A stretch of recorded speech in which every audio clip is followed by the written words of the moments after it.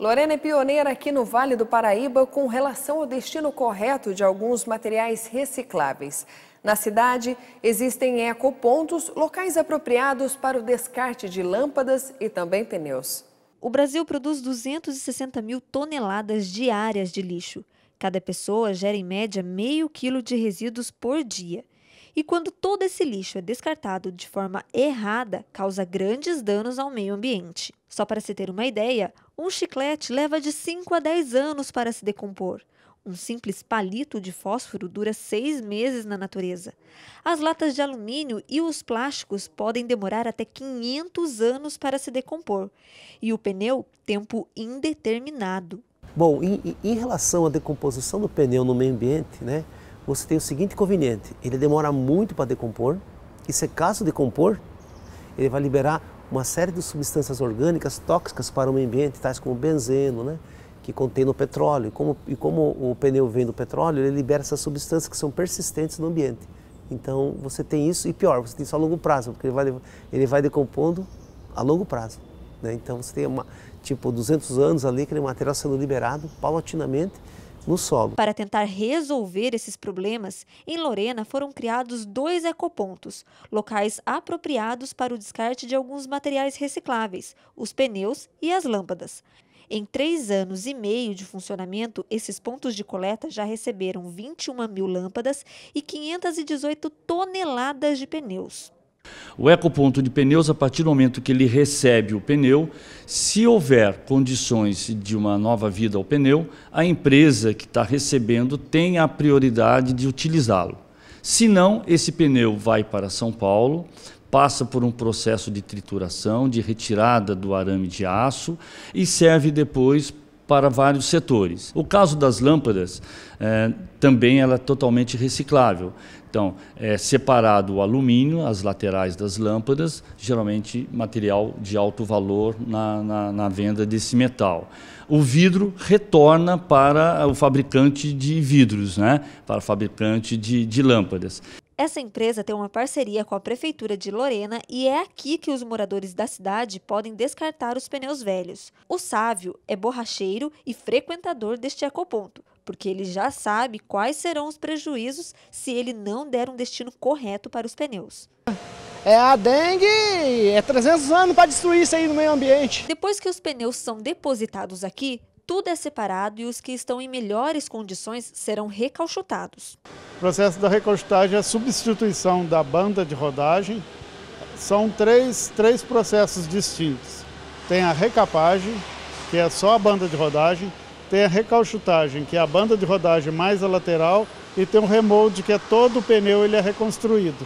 Mas basicamente o que impera no país é a recapagem, principalmente no pneu de carga. Se você quiser ver depois, a gente mostra para você como que é o processo. Então vamos conhecer.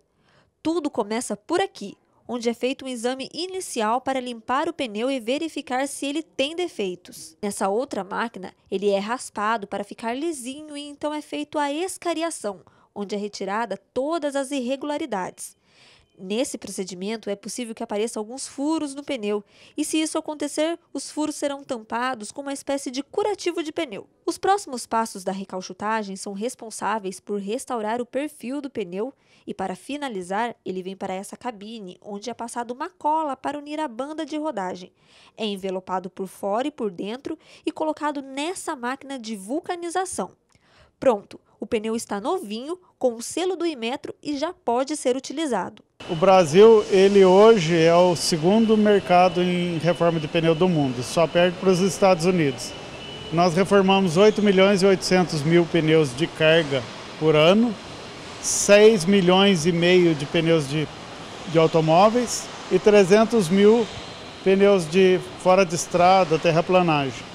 E a lâmpada, o que você faz com ela quando ela queima? A produção de lixo no Brasil é 5 vezes maior que o crescimento populacional. 30% desse material poderia ser reutilizado, mas apenas 3% é reciclado.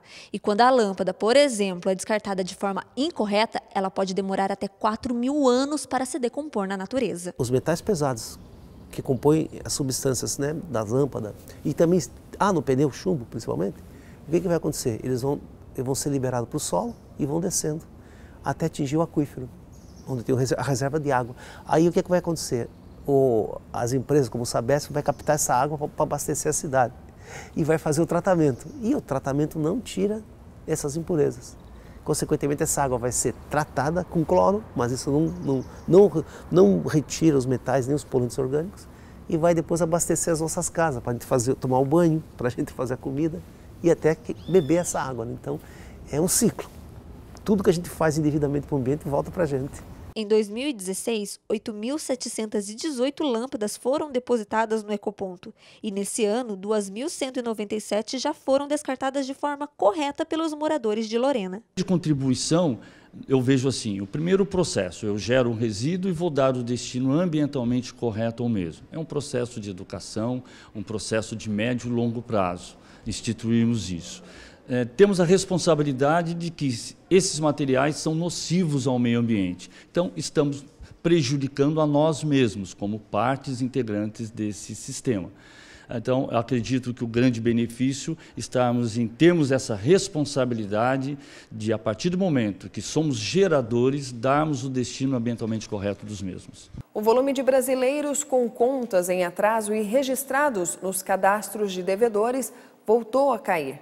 Os dados apurados pelo SPC Brasil e pela CNDL mostram uma leve retração de menos 0,41% comparados ao ano passado. Hoje, 16.800.000 brasileiros estão com nome sujo. Apesar de ser um número alto, representa a sexta queda consecutiva na quantidade de inadimplentes. Ainda assim, tanto a Confederação Nacional dos Dirigentes Lojistas quanto o Serviço de Proteção ao Crédito avaliam essas quedas como um reflexo de que as pessoas estavam comprando menos por conta da crise e, por consequência, se endividam menos.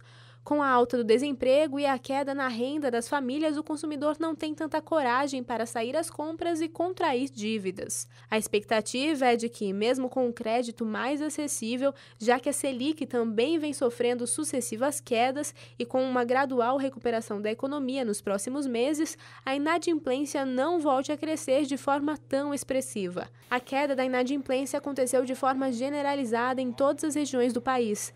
A principal foi na região sudeste, com uma retração de 5,07% em agosto. Mesmo tendo a menor queda, os estados do Sudeste concentram o maior número de consumidores com contas em atraso, 24.450.000 inadimplentes, o que equivale a 37% do total de consumidores do estado. O indicador revelou ainda que a maior parte dos devedores está na faixa dos 30 anos.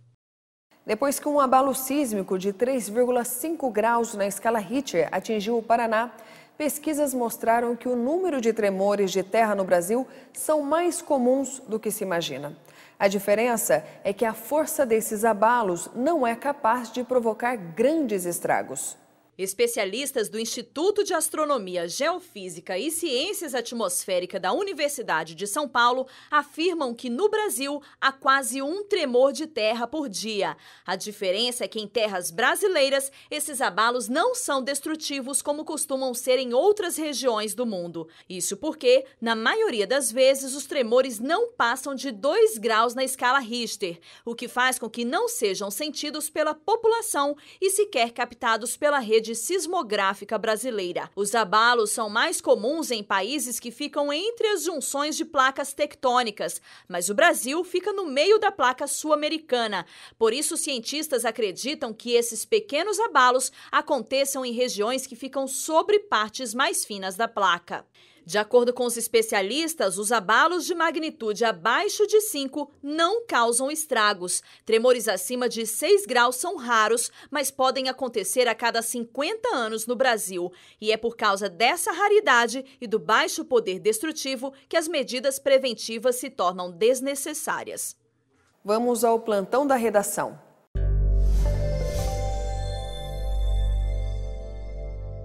Nesta segunda-feira, segue sendo monitorada a Serra da Bocaina, que foi atingida por um incêndio durante 6 dias. O fogo consumiu uma área equivalente a mais de 1,6 mil campos de futebol. A Defesa Civil e voluntários permanecem no local para evitar novos focos surjam e se alastrem novamente. Neste último sábado, as pequenas ginastas de Pinda fizeram bonito em Americana na 4ª etapa do pré-infantil de ginástica artística. Com um ótimo desempenho no individual, Pindamonhangaba terminou em segundo lugar entre as equipes participantes. O Fundo Social de Solidariedade do Estado de São Paulo assina convênio com cidades aqui do Vale do Paraíba. Hoje estamos aqui na região do Vale do Paraíba, em Taubaté. Serão 86 assinaturas com 38 municípios dessa região. Então são os projetos de qualificação profissional, a escola de moda, a escola de beleza, a escola da construção civil, a padaria artesanal, além da horta educativa, que é voltada para as crianças. Então, assim, é um momento assim muito especial. Segue o repórter setorial.